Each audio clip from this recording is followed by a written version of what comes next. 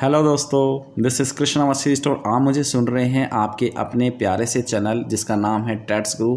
अगर आपने red colour का बटन नहीं दबाया तो प्लीज़ दबा दें और साथ में दिल की घंटी भी बजा दें, क्योंकि जब जब मैं वीडियो अपलोड करूँगा तो आपको नोटिफिकेशन मिल जाएगी। ठीक है, आज हम पढ़ने वाले हैं बहुत ही ज़्यादा इम्पोर्टेंट कॉन्सेप्ट जिसका नाम है सोशियो कल्चरल डेवलपमेंट। और इसको बनाने वाले थे महान साइकोलॉजिस्ट, महान मनोवैज्ञानिक जिनका नाम था लेव वाइगोत्स्की। और ये रशियन साइकोलॉजिस्ट हैं, रशियन साइकोलॉजी की रशिया कंट्री से बिलोंग करते थे।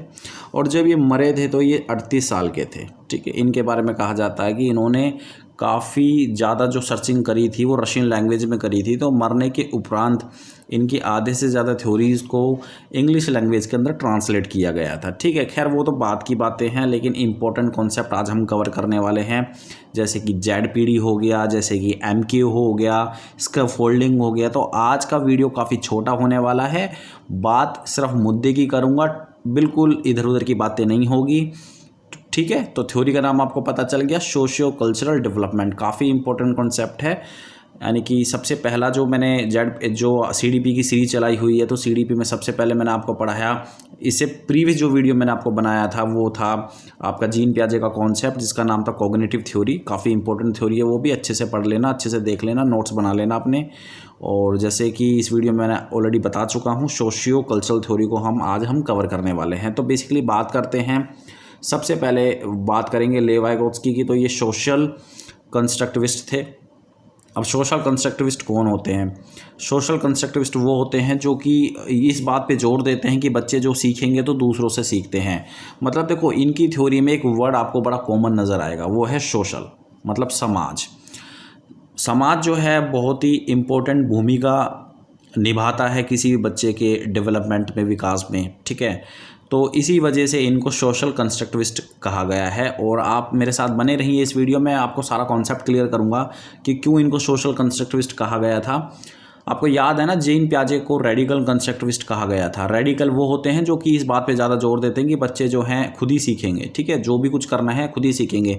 जीन पियाजे की थ्योरी के अंदर एक मिस पॉइंट ये था, एक ड्रॉबैक आप कह लो, कि उन्होंने मतलब बच्चे के डेवलपमेंट में समाज को ज़्यादा रोल नहीं दिया था। ठीक है, लेकिन लेव वाइगोत्स्की की थ्योरी कम्प्लीटली डिफरेंट थी एज़ कम्पेयर टू जीन पियाजे की थ्योरी। ठीक है, तो सबसे पहले तो ये याद कर लें कि सोशल कंस्ट्रक्टिविस्ट बोला गया है लेव वाइगोत्स्की को।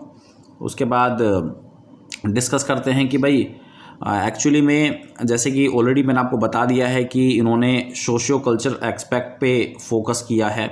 ठीक है, इन्होंने सोसाइटी के रोल को एक्सप्लेन किया है, सोसाइटी का रोल क्या है किसी भी बच्चे के डेवलपमेंट में, तो वो सारी चीज़ें इन्होंने कही है। काफ़ी देखो, आसान थ्योरी है, कोई ज़्यादा अपने दिमाग पे बर्डन मत लेना। ठीक है, सिंपल नोट्स बना लो। ठीक है, और नेक्स्ट स्लाइड पे चलते हैं। देखो, इन्होंने 3 एस्पेक्ट पे जोर दिया था। ये 3 एस्पेक्ट यहाँ पे लिखे हुए हैं, देख लेना। सोशल इंटरेक्शन, तो सोशल इंटरेक्शन क्या होता है कि बच्चा जब दूसरों से बात करता है, दूसरों से कम्युनिकेट करता है, तो वो होता है सोशल इंटरेक्शन। ठीक है, बच्चा जो है दूसरों से बोलेगा, बातें करेगा। ठीक है, आदान प्रदान होगा लैंग्वेज का, तो that is the social interaction. उसके बाद लैंग्वेज, तो लैंग्वेज यानी कि भाषा। तो बच्चे के विकास में भाषा का बहुत ही बड़ा रोल है। अगर लैंग्वेज ही नहीं होगी तो बच्चा फिर कम्युनिकेट कैसे करेगा? सिंपल सी बात है। तो फिर तो देयर इज़ नो कम्युनिकेशन। और अगर कम्युनिकेशन नहीं होगा तो इंट्रैक्शन तो फिर होने से रहा, अगर इंट्रैक्शन नहीं होगा तो फिर डेवलपमेंट किस चीज़ का होगा? ठीक है, तो अगर बात करते हैं सोशल इंट्रैक्शन की, तो लैंग्वेज का रोल भी काफ़ी इन्होंने इंपॉर्टेंट बताया। उसके बाद कल्चर की अगर हम बात करें तो कल्चर तो that is one part of the society.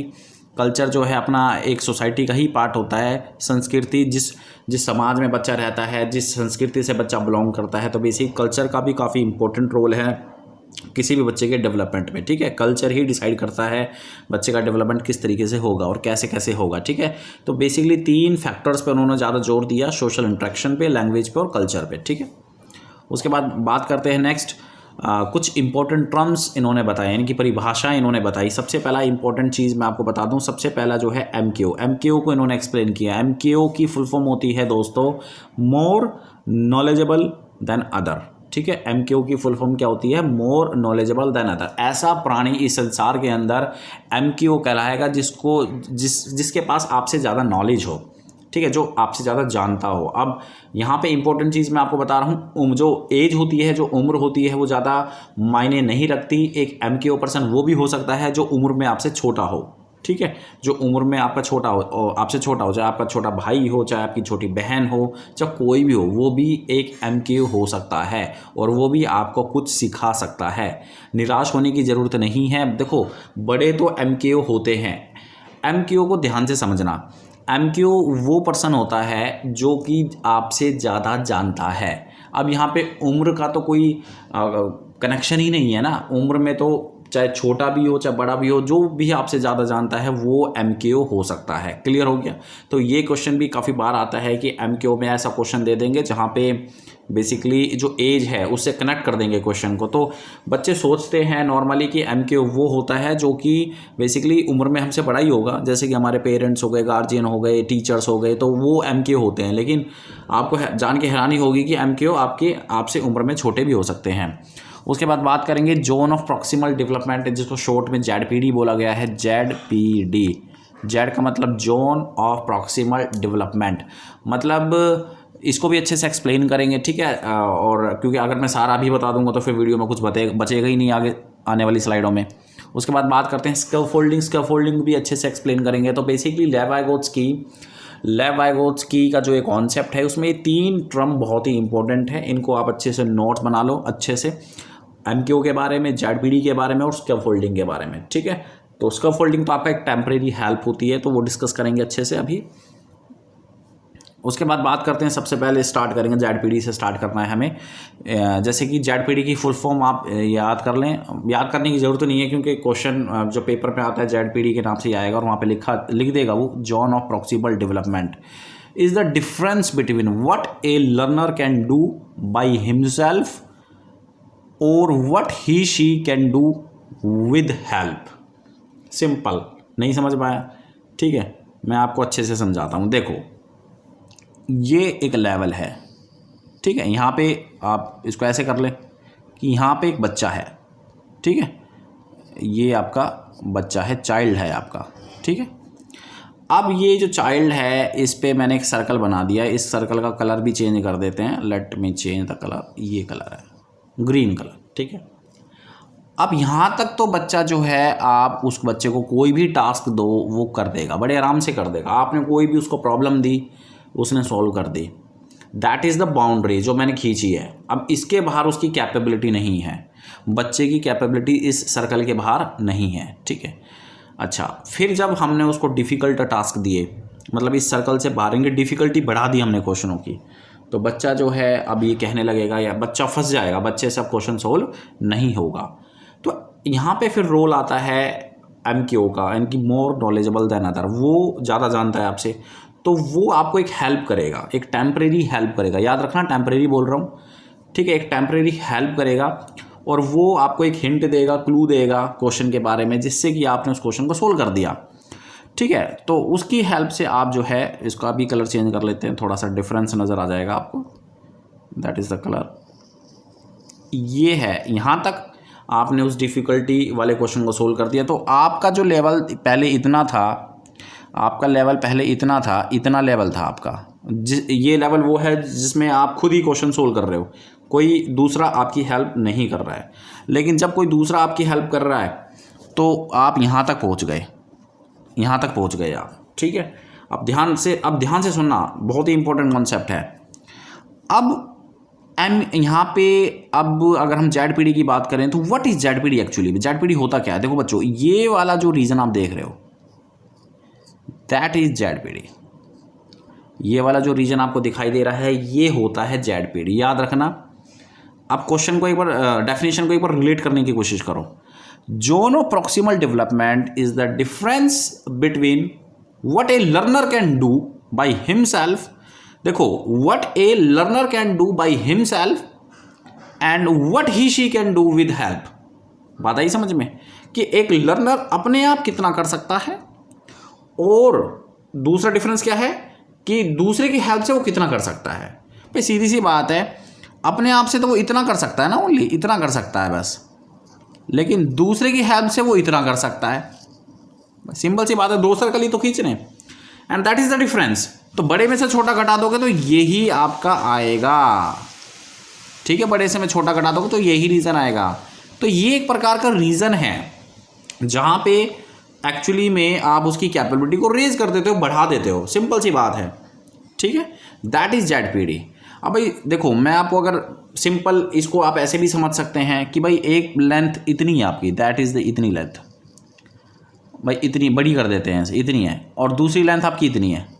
अब आप बड़ी में से अगर छोटी लेंथ को माइनस करोगे तो इतना बचेगा ना, ये वाला गैप बचेगा आपका। तो दैट इज द ZPD। समझ में आई बात आपको? तो ZPD आपका एक डिफरेंस होता है कि जहाँ तक आप क्वेश्चन को सोल्व कर पा रहे हो सिर्फ अपनी हेल्प से, और मैक्सिमम आपने दूसरों की हेल्प से उसको कितना सोल्व किया, तो वो जो डिफरेंस आएगा, जो बीच में एक रीजन आएगा, दैट इज़ द ZPD, ठीक है। अच्छा, इसको थोड़ा सा ना मैं अब समझ में आ गया आपको अच्छे से, तो इसको थोड़ा सा हम करते हैं। ZPD एक्चुअली में ये डेफिनेशन पेपर में बहुत बार आती है बच्चों, ध्यान से आप अपने नोट्स बनाओ, मैं तो ये कहता हूँ, और अच्छे से समझो, क्लियर करो सारे कॉन्सेप्ट को। फिर भी अगर कोई डाउट है तो आप कमेंट में ज़रूर पूछना मेरे से। उसके बाद ZPD is the area of proximal development, ये आ गया आपका। ZPD is the area of proximal development in which guidance should be given so that a child can reach the maximum potential. ये एक एग्जैक्ट डेफिनेशन है। देखो, दो definition मैंने आपको बताई है। एक तो डिफरेंस की डेफिनेशन है कि भाई डिफरेंस होता है एक ऐसा रीजन, और दूसरी डेफिनेशन आप ये भी देख सकते हैं, ZPD is the area of proximal development in, एक एरिया है, देखो एरिया वर्ड आ गया ना यहाँ पे, एक एरिया है और proximal development in which guidance should be given, मतलब उस रीजन के अंदर गाइडेंस दी जाती है, ठीक है। देखो यहाँ पे पहले वाले सर्कल में तो बच्चा केवल खुद ही क्वेश्चन को सोल्व कर रहा है, कोई भी उसको गाइड नहीं कर रहा है, लेकिन दूसरे वाले सर्कल में एक्चुअली में, इस वाले सर्कल में बच्चा जो है सोल्व कर रहा है, दूसरे की हेल्प ले रहा है इस वाले सर्कल में, ठीक है। तो पहले वाले सर्कल में ZPD नहीं होता है, ये याद रखना, क्योंकि क्वेश्चन आता है और मैक्सिमम बच्चों को, मैक्सिमम स्टूडेंट्स को डिफरेंस ही नज़र नहीं आता एक्चुअली में, कि जो ZPD होता है वो छोटा सर्कल होता है, बड़ा सर्कल होता है। मैंने आपको विस्तार से बताया है, ठीक है, कि जो दूसरे वाला सर्कल है उसमें जो गाइडेंस होती है, वो गाइडेंस जो है वो रीजन होता है, वो एरिया होता है, वो होता है ZPD का, जहाँ तक मैक्सिमम आप बच्चा जो है उस क्वेश्चन को सोल्व कर पाएगा, ठीक है। That is the concept of ZPD।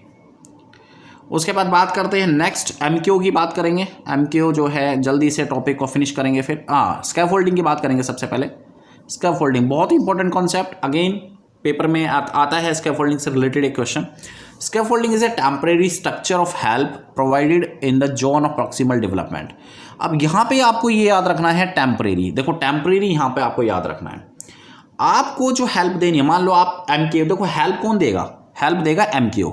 MQ की फुल फॉर्म क्या होती है, more knowledgeable then other. MQ की फुल फॉर्म क्या होती है, मोर नॉलेजेबल अदर। तो अब जो हेल्प MQ दे रहा है, ठीक है, तो वो जो है टेम्परेरी होनी चाहिए, स्थायी नहीं होनी चाहिए। ऐसा नहीं हो सकता कि एक बच्चा मान लो क्वेश्चन सोल्व कर रहा है, ठीक है, आप टीचर हैं, मैथमेटिक्स के टीचर हैं, और आपने एक बच्चे को टास्क दिया है या एक प्रॉब्लम सोल्व करने के लिए दिया है, बच्चा उस प्रॉब्लम को सोल्व कर रहा है, ठीक है। अब बच्चा जो है, बच्चे ने प्रॉब्लम को सोल्व कर दिया, आपने इजी टास्क दिया बच्चे को। अब सेकंड जब क्वेश्चन आपने दिया, थोड़ा सा आपने टास्क को डिफ़िकल्ट बना दिया, बच्चे को थोड़ा सा टफ क्वेश्चन दे दिया। अब बच्चा बैठ के सोच रहा है कि भाई ये क्वेश्चन कैसे सोल्व होगा, पहले वाला तो मैंने कर दिया बड़े आराम से, सिंपल क्वेश्चन था।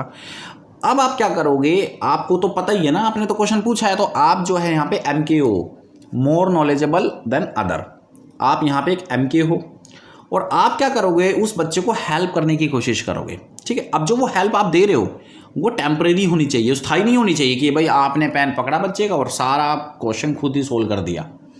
तो ये फिर फ़ायदा क्या हुआ, बच्चे को फिर कुछ नॉलेज नहीं आएगी, यहाँ से बच्चा कुछ सीखेगा नहीं।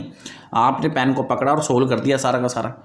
आपने क्या करना है, बच्चे को क्लू देना है। बच्चा अगर कहीं पे फंसेगा तो बच्चे को हिंट दो आप, हिंट से बच्चा क्या करेगा, उस प्रॉब्लम को थोड़ा सा सोल्व करने की कोशिश करेगा। जो स्कैफोल्डिंग होती है वो एक सहायता होती है जो कि MQ देता है, और यहाँ पे ये याद रखना बहुत ज़रूरी है कि वो टेम्परेरी होनी चाहिए, अस्थायी तौर पे होनी चाहिए। जस्ट MQ फैसिलिटेट करे, सरलीकरण करे उस क्वेश्चन को, ठीक है, जिससे कि हिंट दे, जस्ट ज़्यादा कुछ नहीं कि भाई सारा ही पेन लेके आपने क्वेश्चन अपने आप से सोल्व कर लिया। ठीक है, अच्छा, अब जो ये वो हेल्प दे रहा है, स्कैफोल्डिंग जो दी जा रही है वो जेडपीडी के रीजन में दी जानी चाहिए, क्योंकि देखो पहले वाले सर्कल में तो बच्चा खुद ही प्रॉब्लम को सोल्व कर रहा है, देयर इज़ नो प्रॉब्लम। अब सेकंड वाला सर्कल ही तो आपका जेडपीडी है, तो सेकंड वाले सर्कल के रीजन के अंदर आप उसको स्कैफोल्डिंग प्रोवाइड करो, and that should be the temporary one. ठीक है, उसके बाद बात करते हैं second point, while providing scaffolding teacher peers और any MKO breaks the problem in parts, मतलब उसको छोटे छोटे टुकड़ों में बांट दे, उस प्रॉब्लम को डिकोड कर दे, उस प्रॉब्लम को, कैन गिव क्लूज, देखो क्लू दे, provide support according to the need के हिसाब से आप जेडपीडी का लेवल घटा या बढ़ा सकते हो, ये याद रखना। ये क्वेश्चन भी आता है, ऐसा क्वेश्चन भी आता है कि जो जेडपीडी है, आप हमेशा ये याद ना रखें कि जेडपीडी हमेशा जो कांस्टेंट होती है, जेडपीडी जो होती है एक्चुअली में, सॉरी जो not ZPD, I am really sorry, scaffolding की बात कर रहा हूँ। स्कैफोल्डिंग का जो लेवल है वो जो कांस्टेंट नहीं होता, वो वेरी करना चाहिए। अगर बच्चे को ज़्यादा आता है, मान लो बच्चे का लेवल थोड़ा अच्छा है, बच्चे को ज़्यादा आता है, तो आप जो है स्कैफोल्डिंग कम प्रोवाइड करोगे। लेकिन अगर बच्चे को बहुत ही कम आता है तो आप स्कैफोल्डिंग जो है ज़्यादा प्रोवाइड करोगे। तो बच्चे की नीड के हिसाब से जो है आप उसको स्कैफोल्डिंग प्रोवाइड करें। ठीक है, उसके बाद बात करते हैं इन स्कैफोल्डिंग एमक्यू not need to solve the entire problem. अब यहाँ पे याद रखना, जो एमक्यू होता है वो प्रॉब्लम को सारा सोल्व ना करे, but need to give hints और कैन सोल्व हाफ प्रॉब्लम्स, या तो आधी प्रॉब्लम सोल्व कर दे या फिर जो है hint they they, so that student can learn on their on. तो स्टूडेंट का खुद एफर्ट लगेगा और वो थोड़ा सा सीखने की कोशिश करेगा। ठीक है, अगर आपने उसको सारे प्रॉब्लम सोल्व कर दिए तो फिर सीखेगा कहाँ से वो। एमक्यू मोर नॉलेजेबल अदर, यहाँ से आप एमक्यू की डेफिनेशन बना सकते हो। ठीक है, MKO more knowledgeable other is anyone who knows more than learner in the ZPD.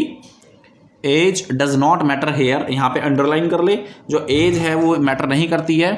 Examples can be teacher, parents, peers, technology, ETC। ठीक है, इवन जो टेक्नोलॉजी होती है, आपने गूगल सर्च कर लिया, गूगल पे सर्च कर लिया पर्टिकुलर प्रॉब्लम, तो वो भी जो है एक स्कैफोल्डिंग का एग्जाम्पल होगा, वो भी एक एमक्यू का एग्जाम्पल होगा। ठीक है, क्योंकि गूगल बाबा आपसे ज़्यादा जानते हैं। ठीक है, एक टेक्नोलॉजी। तो पीयर्स, यहाँ पे पीयर्स देखो आपके हम उम्र भी जो हैं वो एमक्यू हो सकते हैं, और वो एमक्यू देखो स्कैफोल्डिंग कौन प्रोवाइड करेगा, एमक्यू प्रोवाइड करेगा। याद रखना, स्कैफोल्डिंग हमेशा वही प्रोवाइड करेगा जो एमक्यू होता है, और एमक्यू की फुल फॉर्म क्या होती है, मोर नॉलेजेबल देन अदर। ठीक है, टीचर्स, पेरेंट्स, ये तो एमक्यू होंगे ही होंगे, क्योंकि ये तो भाई ज़्यादा जानते हैं हमसे। ठीक है, क्लियर हो गया।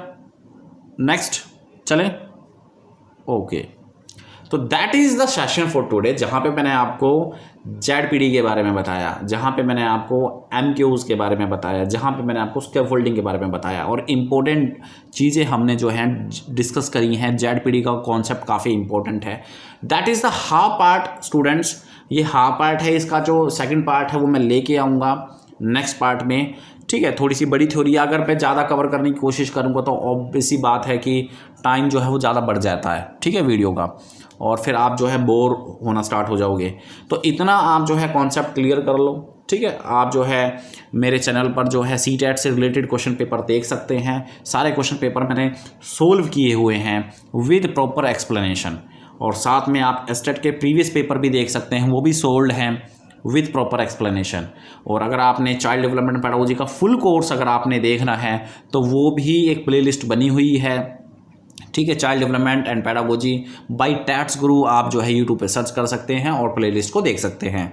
ठीक है, साथ में आप अपने नोट्स बना सकते हैं। तो दोस्तों आज के लिए सिर्फ इतना ही, ये था मेरी तरफ से एक छोटी सी हेल्प आप लोगों के लिए। और जो लाल कलर का बटन दिख रहा है उसको प्रेस कर देना, साथ में प्यार की घंटी बजा देना, बेल आइकन को जरूर प्रेस करें। थैंक यू वेरी मच आज की इस वीडियो सेशन को देखने के लिए, धन्यवाद। और मिलेंगे किसी नेक्स्ट वीडियो में, जो सेकंड पार्ट है वो जल्दी से मैं लेके आऊँगा। Thank you very much.